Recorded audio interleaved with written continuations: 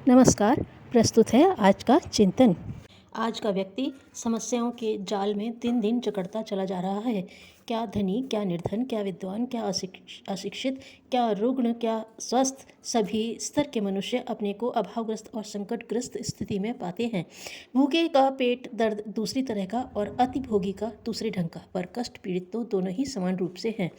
भौतिक दृष्टि से विज्ञान ने मनुष्य के लिए अगणित प्रकार की प्रचुर साधन सुविधाएं उपलब्ध करा दी हैं। अब से कुछ शताब्दियों पूर्व लोग कहीं लंबी यात्रा पर निकलते थे तो मानकर चलते थे कि पता नहीं अब लौटकर परिवार वालों को देख भी सकेंगे या नहीं। इसलिए वे यात्रा पर निकलते समय परिवार की व्यवस्था इस प्रकार बनाकर चलते थे मानो अब उनकी आवश्यकता ही नहीं पड़ेगी। पर अब तो मनुष्य कुछ ही दिनों में चंद्रमा की यात्रा करके भी सकुशल वापस लौट आने में समर्थ है।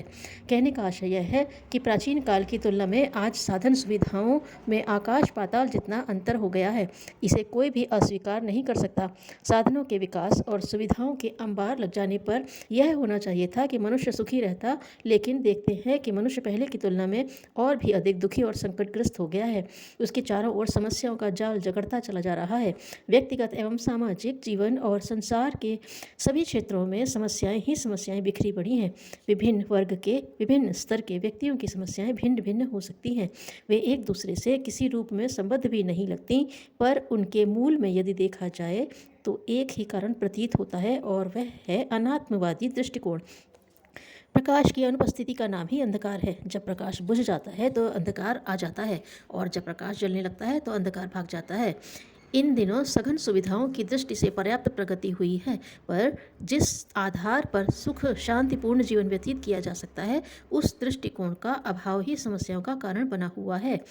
अंधकार को दूर भगाने के लिए कितने ही साधन जुट जाएं, कितनी ही तैयारियां की जाएं, जब तक प्रकाश जलाने का प्रयास न किया जाएगा तब तक अंधकार बना ही रहेगा। कितने ही साधन इकट्ठे कर लिए जाएं, कितनी ही सुविधाएं बढ़ा ली जाएं, पर अनात्मवादी दृष्टिकोण को निरस्त करने के लिए जब तक अध्यात्म की ज्योति नहीं जलाई जाएगी तब तक वे प्रयास व्यर्थ ही होते चले जाएंगे। कठिनाइयों एवं समस्याओं के सामयिक एवं छुटपुट उपचार तो अनेक ढंग से निकल आते हैं, किंतु टिकाऊ हल अध्यात्म के सहारे से ही निकल सकता है। सड़ी कीचड़ में रेंगने वाले कीड़े उपजते हैं और गंदगी के ढेर में मक्खी की उत्पत्ति होती है। हर कीड़े और मच्छर को मारने के लिए लाठी लिए फिरना बेकार है। मार देने पर वे फिर से उपज पड़ेंगे। आधार बना रहेगा तो उत्पत्ति का क्रम रुकेगा नहीं। इन कृमि कीटकों से छुटकारा पाने का एक ही उपाय है कि कीचड़ और गंदगी को साफ कर दिया जाए। परमात्मा ने अपने पुत्रों को इस विश्व उद्यान में बहुत कुछ पाने कमाने के लिए भेजा है। समस्याएं उसकी भूलों से सचेत करने वाली लाल बत्ती की तरह हैं। यदि हम मनुष्योचित दृष्टिकोण अपनाएं और शालीनता का जीवन जिएं तो अवरोधों से जूझकर शक्ति नष्ट करने की समस्या न रहेगी, और तब प्रगति पथ पर अनवरत गाड़ी के बढ़ते हुए पूर्णता का लक्ष्य प्राप्त करना ही अपने सामने एकमात्र कार्य रह जाएगा। आइए विचार करें कि हमारे व्यक्तिगत जीवन में आए दिन कौन कौन समस्याएं त्रास देती हैं, वे क्यों उत्पन्न होती हैं और उनका स्थायी समाधान क्या हो सकता है।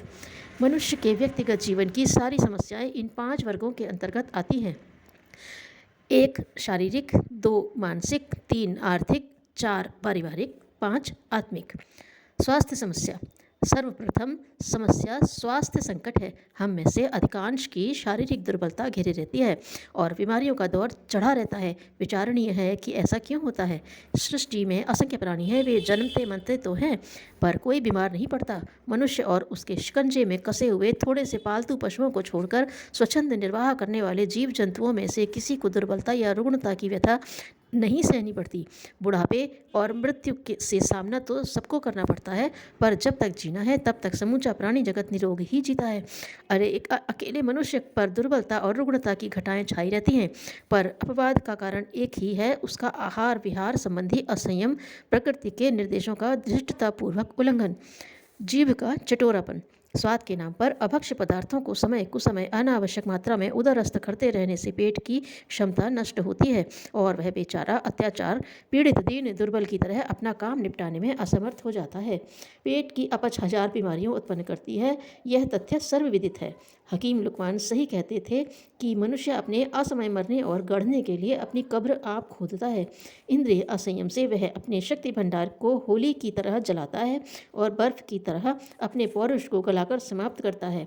अस्त व्यस्त दिनचर्या, आलस्य, प्रमाद, गंदगी जैसे दुर्गुण अपनाने वाले, प्रकृति की प्रेरणाओं और नियत मर्यादाओं का उल्लंघन करने वाले नियति की दंड व्यवस्था से बच नहीं सकते। उन्हें रुग्णता की व्यथा सहनी पड़ेगी। इसका निवारण दवा दारू की जादूगरी से नहीं हो सकता। यदि असंयमी जीवन जीने पर भी दवा दारू के सहारे स्वास्थ्य रक्षा संभव रही होती तो अमीरों ने और चिकित्सकों ने अब तक हाथी जैसा स्वास्थ्य संजो लिया होता। प्रकृति की अवज्ञा करने वाले उद्दंड अपराधी क्षम्य नहीं होते और आए दिन रुग्णता से कराहते रहते हैं। रोगी का उपचार करने के लिए औषधि के साथ परहेज रखना भी आवश्यक होता है। आरंभ से वह जब बहुत ही रुग्ण हो तो परिचारक या घर के अन्य सदस्य उसके खान पान पर नियंत्रण रख सकते हैं, लेकिन जरा स्वस्थ होते ही उसे वह नियंत्रण स्वयं ही करना होता है। स्वाद लिप्सा और चटोरापन के कारण यदि वह जरा सी भी बदपरहेजी, असावधानी, असंयम कर दे तो रोग पुनः अपने भीषण रूप में खड़ा हो सकता है। अर्थात न केवल स्वस्थ रहने के लिए वरन रोग मुक्त होने के लिए भी संयम का सहारा लेना पड़ता है। अपना भला बुरा आप सोचना पड़ता है। यह विवेक अध्यात्म का ही अंग है। यदि हमें सचमुच ही स्वास्थ्य की स्थिरता अपेक्षित हो तो उसका एकमात्र उपाय प्राकृतिक जीवन है। आहार विहार का संयम, कड़ाई से पालन करने के अतिरिक्त और किसी उपाय से स्वास्थ्य रक्षा की समस्या हल नहीं हो सकती। कहना न होगा कि इंद्रिय लिप्साओं से छुटकारा पाना, सुव्यवस्थित जीवन क्रम अपनाना शारीरिक क्षेत्र में प्रयुक्त होने वाली अध्यात्म प्रक्रिया ही है। आत्मसंयम और आत्मानुशासन का नाम ही अध्यात्म है। उसका प्रयोग के यदि विवेकशीलता और दूरदर्शिता अपनाते हुए स्वास्थ्य प्रयोजन के लिए किया जाता रहे तो हम में से किसी को भी न तो दुर्बलता घेरेगी और न रुग्णता छाई रहेगी। अब से 1000 वर्ष बाद जब भी स्वास्थ्य संकट से निपटना आवश्यक प्रतीत होगा और उसका स्थिर समाधान खोजा जाएगा तो इसी निष्कर्ष पर पहुंचना पड़ेगा कि दिनचर्या का निर्धारण आध्यात्मवादी दृष्टिकोण से किया जाए और शारीरिक संपदा का उपयोग करने में प्रकृति के निर्देशों का पालन करने के लिए कड़ाई के साथ संयम बरता जाए। जिस दिन यह तथ्य हृदयंगम कर लिया जाएगा, उसे व्यवहारिक जीवन में उतार लिया जाएगा, उस दिन स्वास्थ्य संकट का अंधकार कहीं भी दृष्टिगोचर नहीं होगा। धन्यवाद।